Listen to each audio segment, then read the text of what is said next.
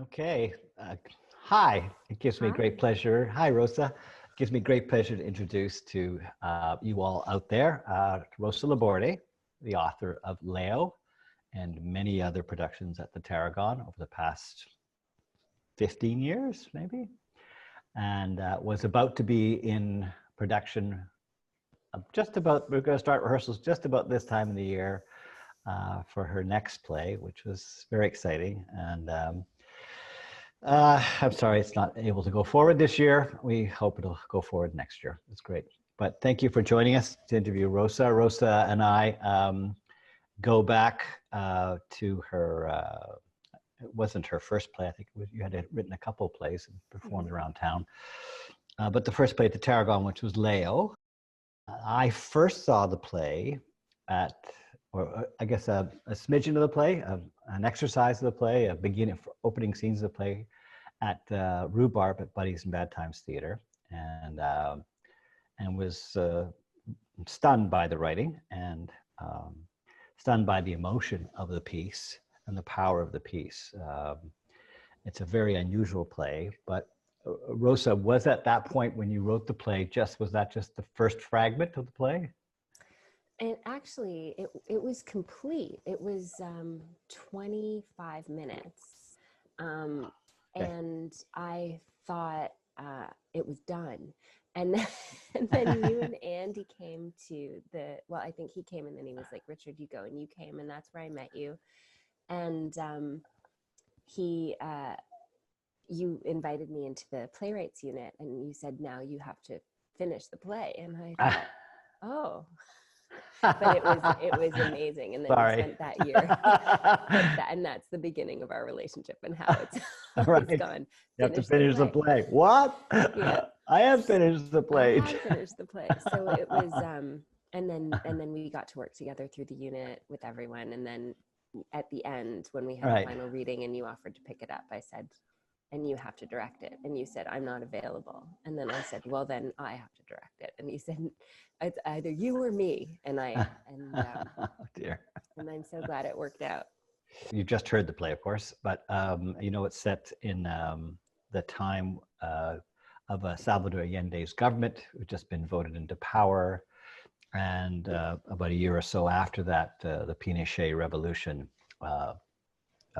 ousted Allende, which was the first democratically socialist government in, I think, in South America, and elected. And so it was a pretty radical event internationally that a right-wing dictator or military person had ousted a democratic elected president. And so was your family here at that point, or were they back in No, Chile? they were there. And my Yeah, mother was, by the time they left, she was 17. But when this was happening, she was 15, 16. So this, in a sense, is her experience, her teenage experience. My grandmother was extremely politically active, a great supporter of Allende. She was a professor. She was then on the blacklist. She couldn't go back to Chile for years once they were exiled. They right. escaped. They Right came after back. the revolution, or a year after? Were they Oh no, it arrested, was like or? within Right, months. Because my right. grandmother, I mean, there are photographs where you see Allende and she's like, to the side. Like, and so if you Wow. were vocal in the movement, you were in trouble. And Yeah. my mother was extremely active in the youth movement, which was very, very strong. I mean, this was happening all over the world at this time, where all the different revolutions from, Yeah. Pakistan to Italy to Greece. I mean, this was everywhere. Lots of coups. Lots of So coups. many. Yeah. It's shocking and actually frightening to me how similar that time is now to this time, Mm. and a kind of political upheaval that is very much class related. Yeah. And that's exactly what this was. It was economic. Um, it was socialism versus capitalism. It was what's happening in the United States, where you're going, oh, actually, a capitalist system will not work when all of our essential workers are ill, like, and they need care. You So need health care. they need healthcare, They and need health it's care. exactly. And Yeah. I mean, so many people talk about, oh, but it was communism in Chile, and my mother and my grandmother very clearly always said what we wanted for the people, and they were middle class, But what they wanted for the people was what we have in Canada. It wasn't some great big communist, it was literally socialism, really. It was just that. Yeah, it wasn't as rigorous as communism At or all. oppressive as communism for At some people, all. but it was more For some people, democratic. well, if you're rich, yeah, you were going to Yeah. have to share a little bit. You were going to be taxed, you know. Yeah. So, and the natural resources, they wanted them to belong, just not be sold out everywhere, but to actually belong to the country. And Yeah. of course, Chile has some very rich natural resources. And so after the coup, they were exiled and they came first to New York City, where I could have grown up, and then to Ottawa, where I did grow up. Yeah, yeah. A little bit Right. unfair, but also beautiful because I feel now beyond lucky to be in Canada. You must have heard many stories from your family as you were growing up, right? Were you born in Ottawa or born in Chile? I was born in Ottawa because In I was Ottawa. born several years later. But Right. it was my entire childhood. Salvador Allende was a god, really. And Right. Yeah.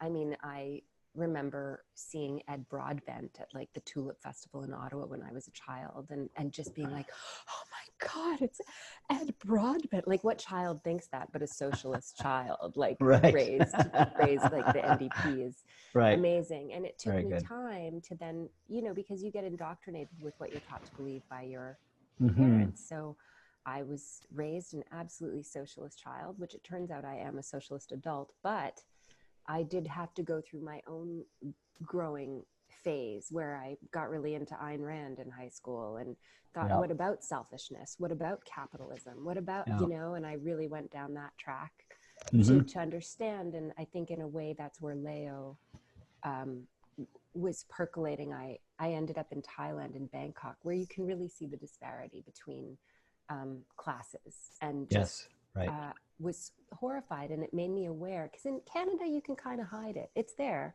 but you don't have to look at it if you don't want to see it. No, you Whereas can go through many parts of Toronto and not see that at all, you really. can believe everything's Yeah. fine, everyone's okay, and Yeah. it's not true. But in some countries you really can't escape.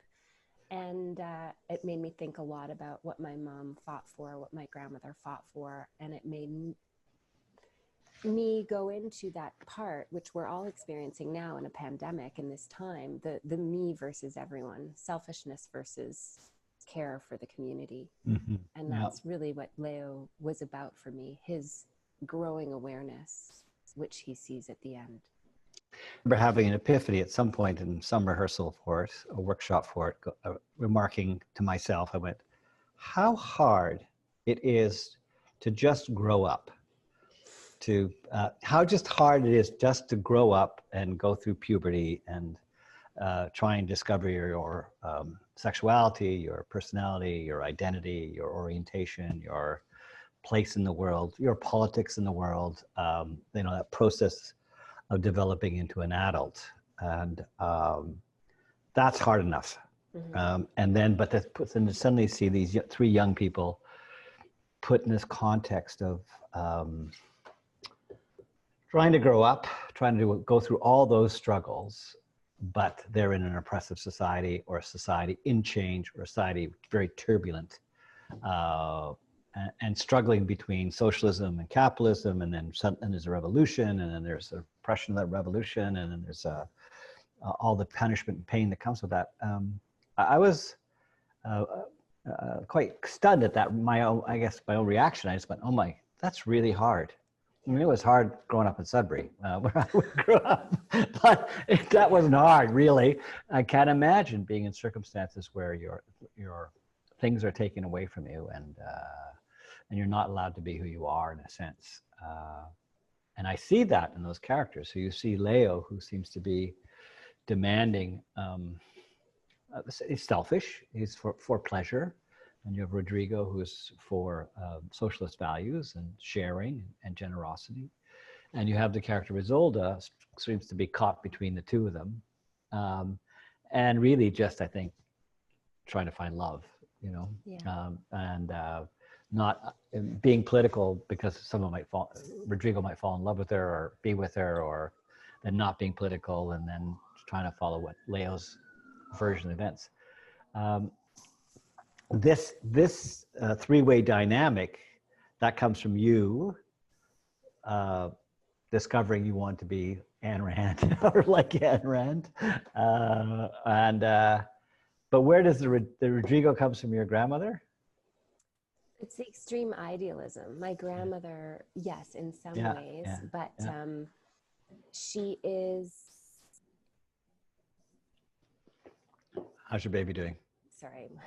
Rosa's a new mom out there. Okay, so that look to the side is good. You can do whatever you need to do. We can stop this.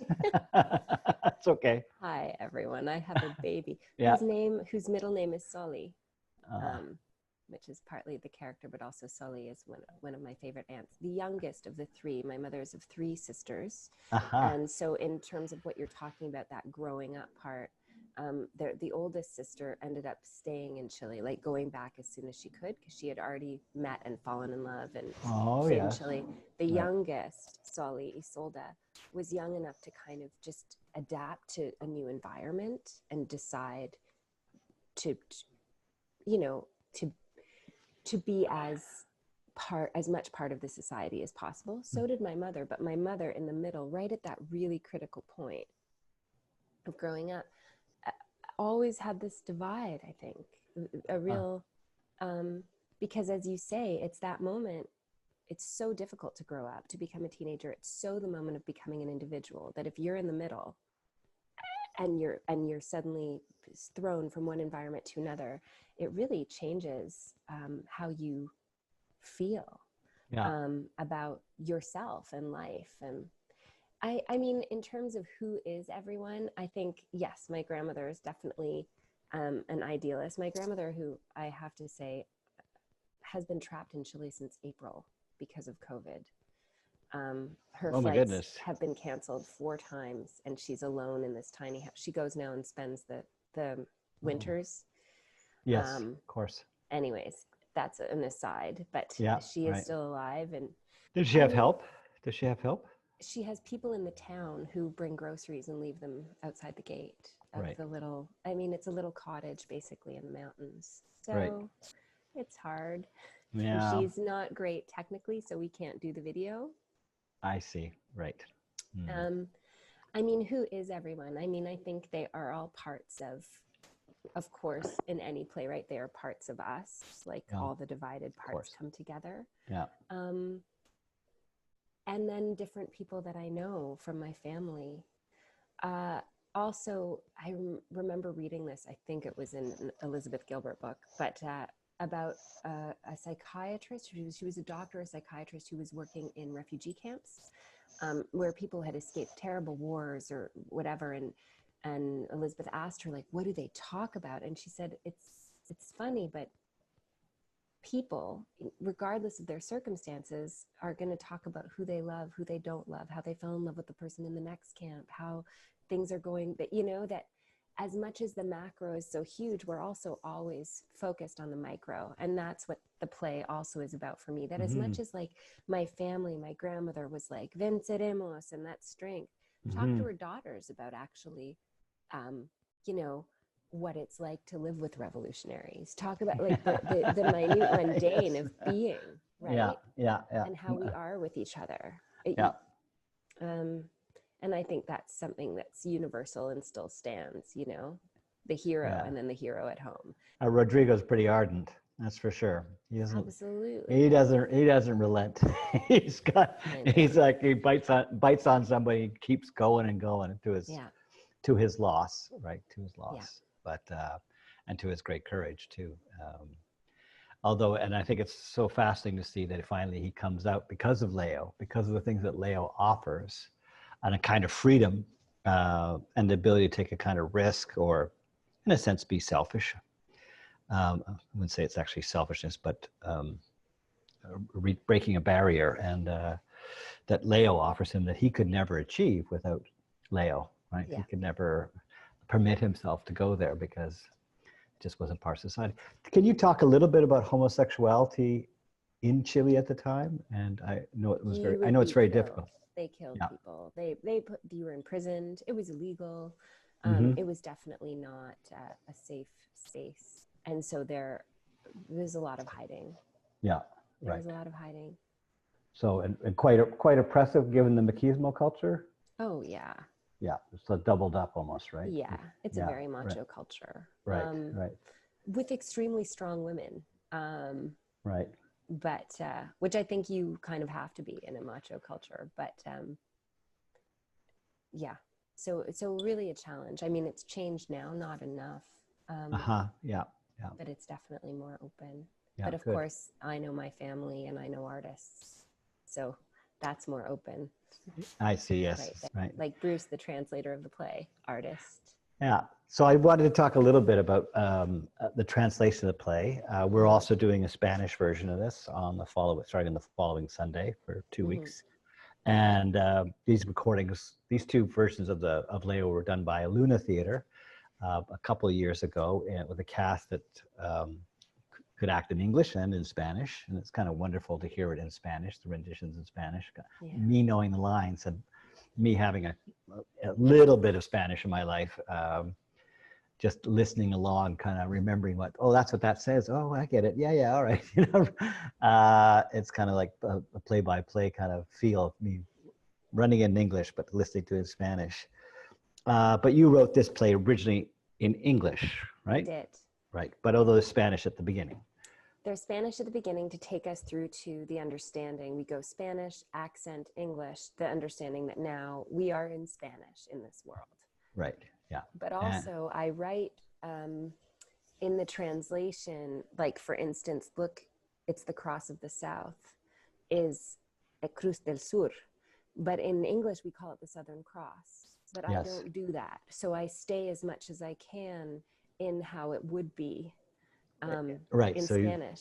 Right. Which I also accidentally do in my life because Spanish was my first language. And I noticed last week, I think sleep deprivation, I have a 3-month-old, has been helping this, but something happened and I went, what is occurring to you? Like outside, it was like a driver, which is in Spanish, ¿qué te ocurre? Which is actually a saying, but you never say what is occurring to you. Like my brain is doing this strange translations. Yeah, So right. that's Very what good. I tried to do, though, on purpose. That was not on purpose. I mean, Spanish is just naturally an incredibly poetic language. It just lends itself. My grandmother sends me these emails now, and I almost just want to send them to people because you're like, there she is, just typing at her computer, and they're just the most evocative, beautiful musings on her existence. And it's just like an email from your grandma, but it's in Spanish and it gives it this. Yeah, it's a sonic language too, right? I mean, that's what you get at the very beginning with Leo as he starts to go through the various different kinds of forms of government or systems of government. Yeah. And I remember working with Salvatore, who originally did the part, and just him playing with the words and the sounds of the words and elaborating, extending fascismo, and it was kind of like just, it was almost song. Yeah. And he's Italian, so he could really bring that, that beautiful. Is he Italian Spanish? I think he's Spanish too. I think he's Italian. Is he? Okay. Well, he fakes it well then. Many people have benefited from his talent in that way. Yes, yeah.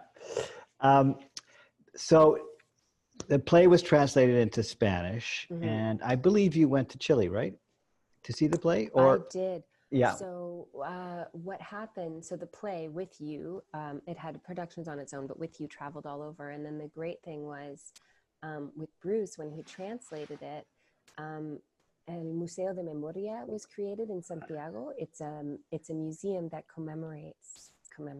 I don't know. That sounds like a celebratory word, and it's not.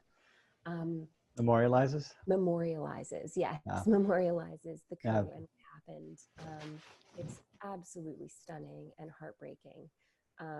Leo was part of a series of Chilean plays written by Chileans in the, what is it called? The diaspora? The diaspora, out there. Yeah. And so we had this really beautiful cast, and the translation was done there in the little theater in the museum. What was that like for you to hear it in Spanish and watch the audience, feel the audience as they listen to the play? I mean, it was really, to be there was really beautiful. It's just, I mean, it's painful. Now, this new generation of Chileans who are the children of the coup, really, like me, those of us who had to leave, and then those who stayed, and then those who are the children of the milicos, like those who were in power, who were part of the coup. What'd you call them?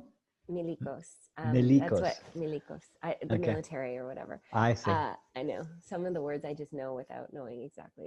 Seeing some of these people who grew up with a different narrative, but because there's a lot of people waking up. I think Bruce being one of them, right? And going, what happened? What did our parents do? Were we on the right side of this argument? Like, Right. what was happening in our country? And so it was really interesting seeing in that country, because a way everyone can go, oh, that seems right and that seems wrong, you know.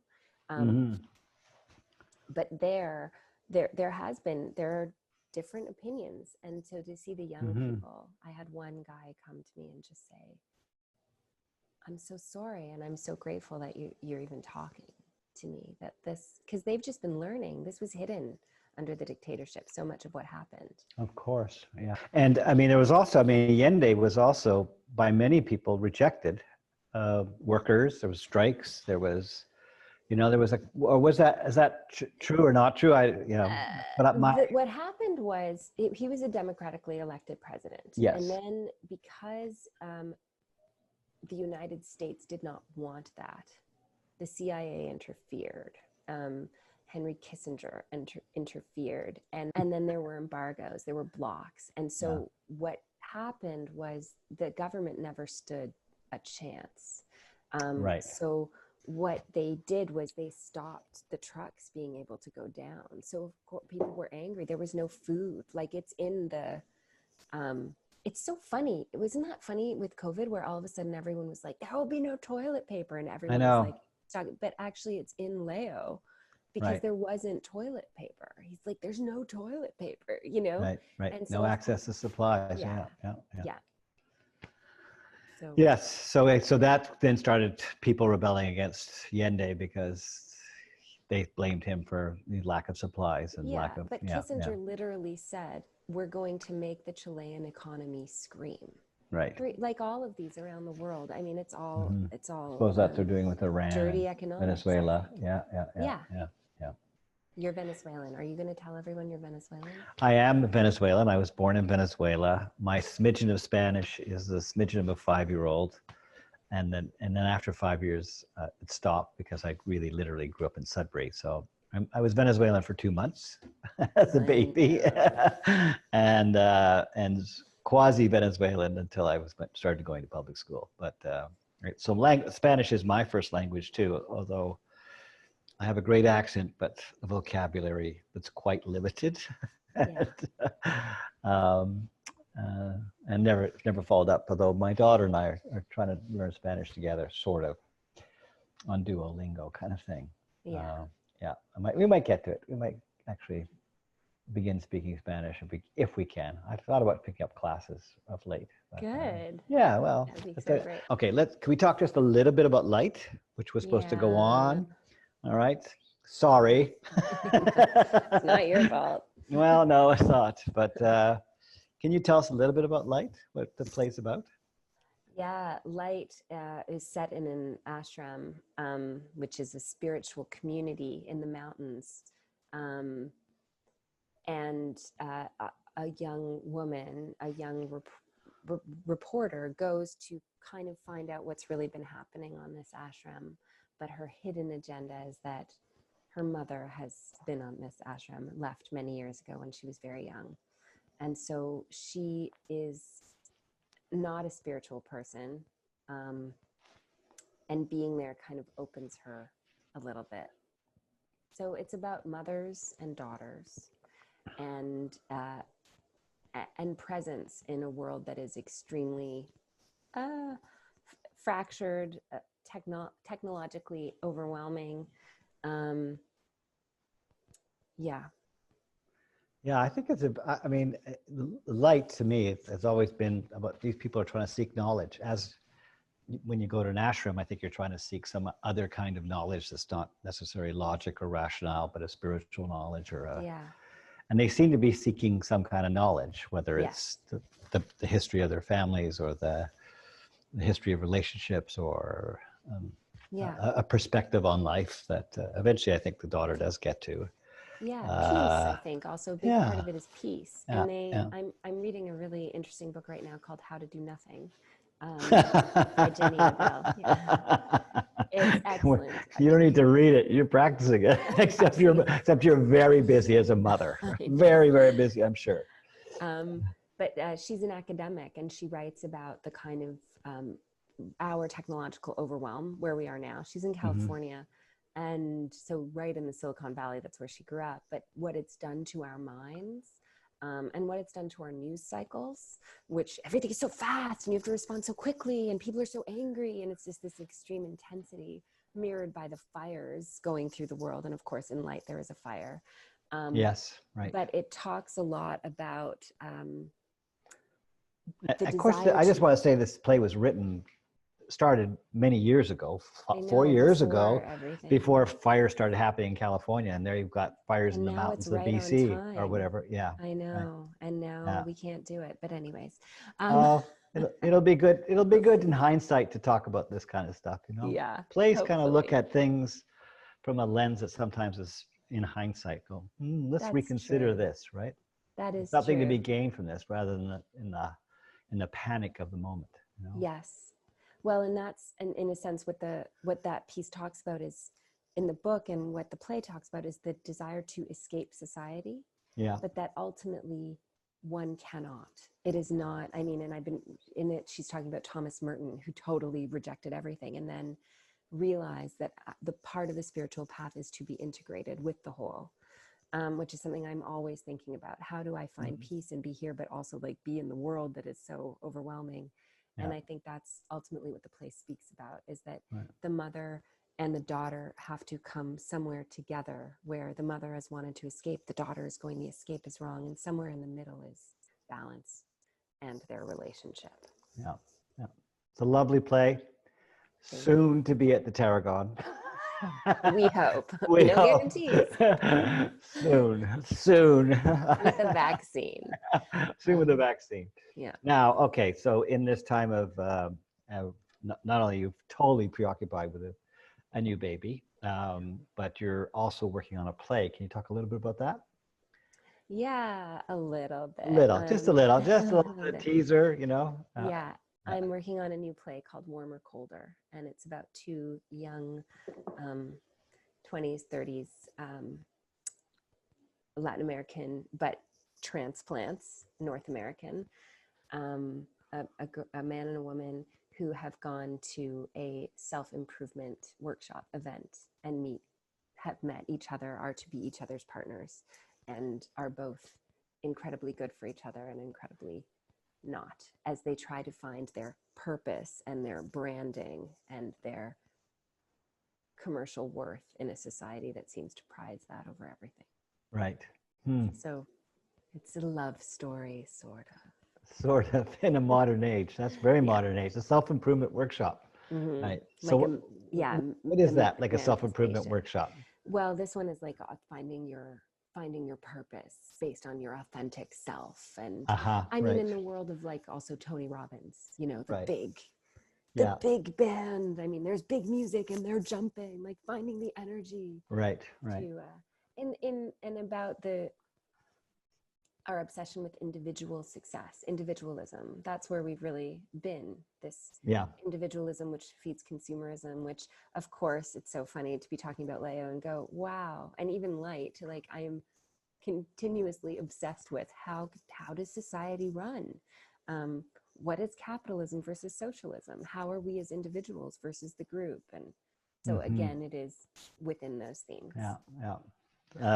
What you're talking about, just as you were saying, reminded me of the challenge that Isolde is in Leo, because she kind of challenges all that stuff, because she neither goes with or goes against. She kind of argues, but she wants to be with one of them. Yeah. She sees the flaws and hypocrisies of both their philosophies, Leo's and Rodrigo's philosophy. Rosa, thank you very much for this. What a wonderful thing to present your play again this year and to bring it back. It is one of my favorite plays that I've ever done at the Tarragon, and I was very honored to be the director of the premiere and to work on the development of the play. And I had forgotten the story that I said, finish it now. I didn't remember saying that. So I went, oh, I guess that was a good thing I said. It was a good thing. That was a And good you wrote thing. the foreword for the published play, which is Yeah, really that's right. beautiful. Yeah, it was a good one. We traveled Canada with it, and rightly so. So I think it's a great thing we're able to do it again, and I'd love to put it on the stage again in the near future, along with light and along with warmer, colder. Thank you. Okay. Thank you, Richard. Thanks, Rosa. Okay, bye.